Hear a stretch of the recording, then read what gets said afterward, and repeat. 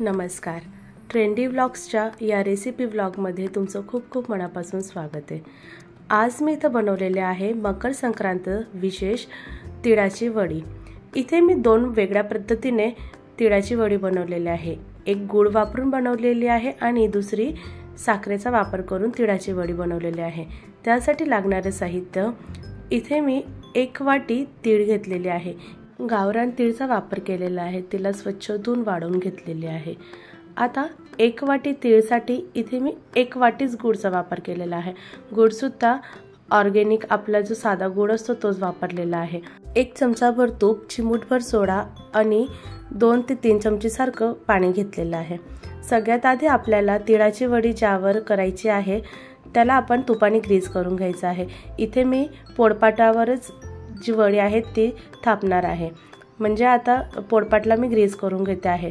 हवं तर आपण प्लॅटफॉर्मवर सुद्धा ही वडी बनवू शकतो, पण इथे मी अगदी 1 वाटीसारखंच प्रमाण घेतलं आहे तर पोळपाटवर पुरेसं होणार आहे. आता छान पोळपाटला चारी बाजूंनी तुपानेच ग्रीस करून घ्यायचं आहे. त्यासोबत लाटण्याला सुद्धा थोडं तूप लावून ग्रीस करून घ्यायचं आहे, म्हणजे लाटताना जी तिळाची वडी आहे ती चिटकणार नाही.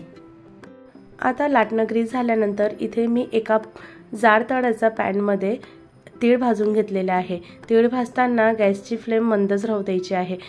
तीळ 7 ते 8 मिनिटांपर्यंत छान अशी खमंग भाजून घ्यायची आहे. जोपर्यंत तीळला चटके बसत नाही किंवा तीळ तडतड उडत नाही तोपर्यंत तीळ छान अशी भाजून घ्यायची आहे.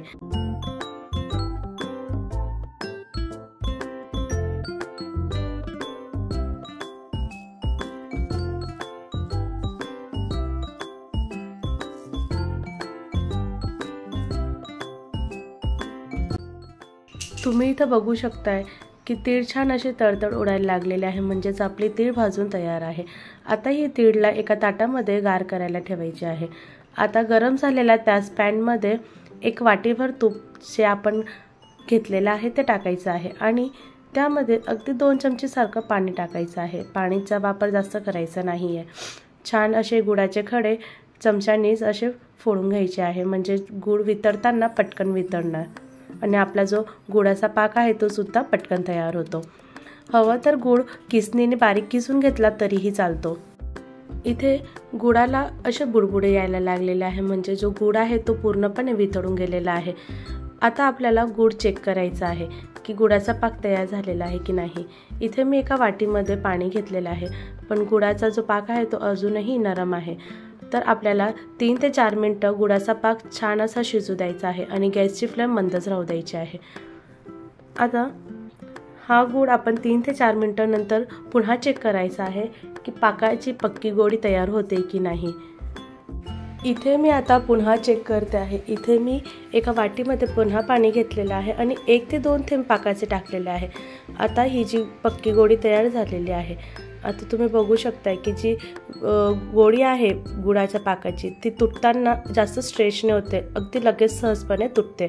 म्हणजे या स्टेजला आपल्याला गॅसची फ्लेम ऑफ करायची आहे, म्हणजे बंद करायची आहे आणि त्यामध्ये चिमूटभर सोडा आणि 1 चमचाभर तूप टाकायचं आहे आणि छान मिक्स करून घ्यायचं आहे.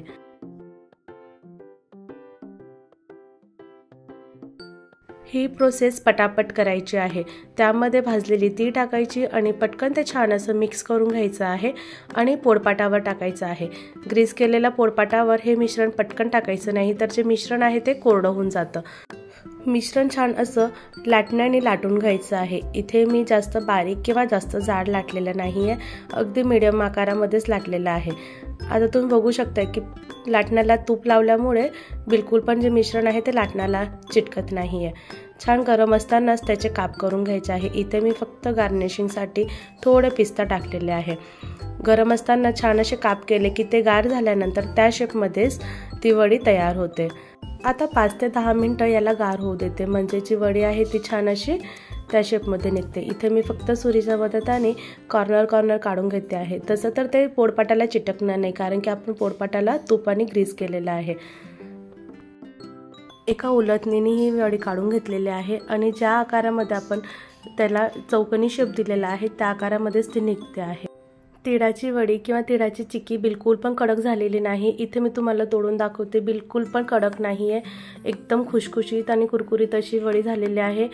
ही वडी गुळाचा वापर करून बनवलेली आहे। आता दुसरी पद्धत आहे साखरेचा वापर करून। इथे मी 1 वाटी तीळ घेतलेले आहे, त्यासोबत 1 वाटी साखर घेतलेली आहे। जेवढी तीळ तेवढीच साखर घेतलेली आहे। चिमूटभर सोडा आणि 1 चमचाभर तूप घेतलेले आहे। आता ही तीळ आहे ती भाजून घ्यायची आहे। आता आधी दाखवलेल्या व्हिडिओमध्ये जसं पोळपाट आणि लाटणं ग्रीस करून घेतलेलं आहे तसंच पोळपाट लाटणं ग्रीस करून घ्यायचं आहे तुपाने आणि तीळसुद्धा छान अशी खमंग भाजून घ्यायची आहे। गुळाची चिक्की बनवताना जशी तीळ भाजलेली आहे खमंग खरपूस भाजायची आहे। 7 ते 8 मिनिटांपर्यंत मंद आचेवर तीळ तडतडते तोपर्यंत तीळ छान अशी भाजायची आहे आणि तिला गार करायला एका प्लेटमध्ये काढायची आहे।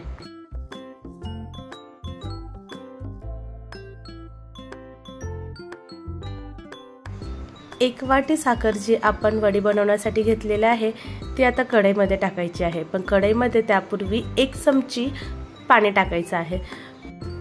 पाणी टाकून झाल्यानंतर 1 वाटी साखर टाकायची आहे। साखरचा एक पण दाणा राहायला नको म्हणून चमच्याने छान असं ढवळत राहायचं आहे। आपल्याला साखर वितळते तोपर्यंतच आपल्याला हे पाक तयार करायचा आहे। इथे मला पाक बनवायला 8 ते 10 मिनिटं लागलेले आहे, तुम्हाला कमी किंवा जास्त वेळ लागू शकतो।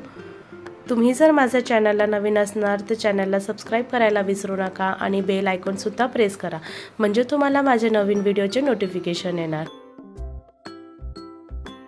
जशी जशी साखर वितळते तसा तसा त्याचा रंग सुद्धा बदलत जातो। चमच्याने कंटिन्यू साखर हलवायची आहे, जेणेकरून साखरचा एकही कण त्यामध्ये राहणार नाही। 8 ते 10 मिनिटांनंतर इथे साखर पूर्णपणे वितळून गेलेली आहे। तुम्ही बघू शकताय की त्यामध्ये एकही साखरेचा कण राहिलेला नाही आणि साखरेचा सुद्धा तांबडी रंग आलेला आहे। आता या स्टेजला काय करायचं, गॅसची फ्लेम ऑफ करायची आहे। जशी गुळाची चिक्की बनवताना केलं तसंच सेम प्रोसेस याला करायची आहे। साखरेची तीळची वडी किंवा तीळची पापडी बनवताना पाक पक्का करायची गरज नाही, अगदी फक्त साखर वितळते तोपर्यंतच त्याचा पाक तयार करायचा। आता सोडा टाकल्यानंतर ते थोडंसं फेस येतो आहे, आता त्यामध्ये पटकन तूप टाकायचं आणि ही प्रोसेस सुद्धा पटापट करायची आहे, नाहीतर पाक थंड झाला की ती वडी होणार नाही। आता पटकन त्यामध्ये भाजलेली तीळ टाकायची आहे आणि ग्रीस केलेल्या पोळपाटावर हे मिश्रण टाकायचं आहे। चमच्याने तीळ छान अशी पाकामध्ये मुरून जायला पाहिजे म्हणून कंटिन्यू चमचा हलवायचा आहे आणि तीळ आणि पाक एकत्र करायचे आहे। जशी जशी तीळ पाकामध्ये मिक्स होते तसा तसा पाकाचा एक गोळा तयार होतो आहे। आता हा गोळा पटकन पटापट लाटायचा आहे। इथे मी 2 पोळपाटवर तूप ग्रीस करून ठेवलेलं आहे, जेणेकरून तिळाची वडी मला बारीक लाटता येणार। ही स्टेप आपण जितकी लवकर केली तितकं लवकर छान अशी बारीक आपल्याला तिळाची वडी लाटता येते, नाहीतर मिश्रण कोरडं झालं की शेप वळत नाही। तुम्ही बघू शकताय की बिलकुल पण लाटणाला तिळाची वडी चिटकत नाहीये। इथे या तिळाच्या वडीला किंवा तिळाच्या पापडीला आपण जसा शेप दिला तसा त्या शेपमध्ये होते। गरम असतानाच आपण जो शेप दिला की त्या शेपमध्येच ती वडी तयार होते।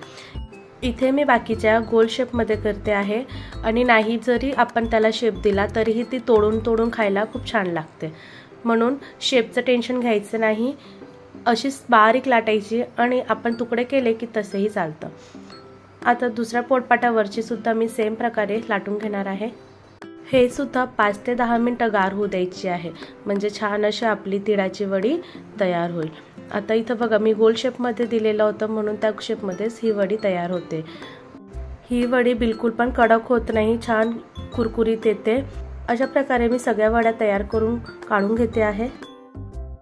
अशा प्रकारे साखरचा वापर करून तिळाची वडी तयार झालेली आहे।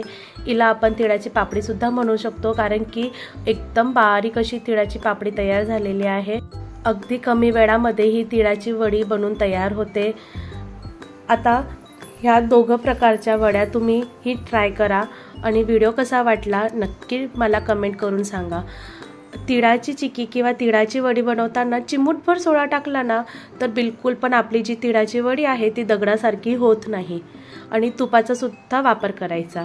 इथं तुम्ही बघू शकताय की साखरेचा वापर करून आणि गुळाचा वापर करून दोघंही प्रकारे आपली वडी छान अशी तयार झालेली आहे। तुम्हाला माझा हा व्हिडिओ कसा वाटला नक्की कमेंट करून सांगा। व्हिडिओ आवडला तर व्हिडिओला नक्की लाईक करा। तुमच्या मैत्रिणींसोबत नातेवाईकांसोबत हा व्हिडिओ नक्की शेअर करा आणि चॅनलला जर सबस्क्राईब केलं नसेल तर चॅनलला सबस्क्राईब करायला विसरू नका।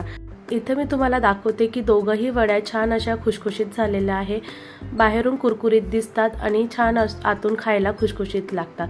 दोघंही प्रकारच्या वड्या बिलकुल पण कडक झालेल्या नाही आहे। तिळाची वडी साखरेचा वापर करून सुद्धा छान अशी कुरकुरीत येते। गुळाचा पेक्षा साखरेचा वापर करून जी वडी बनवलेली आहे ती जास्त कुरकुरीत लागते, पण बिलकुल पण कडक नाही आहे। लहान मुलं सुद्धा आवडीने खातात। ही रेसिपी तुम्ही नक्की ट्राय करा। व्हिडिओ पूर्ण बघितल्याबद्दल तुमचे खूप खूप आभार। लवकरच भेटू पुढच्या व्लॉगमध्ये। थँक्यू।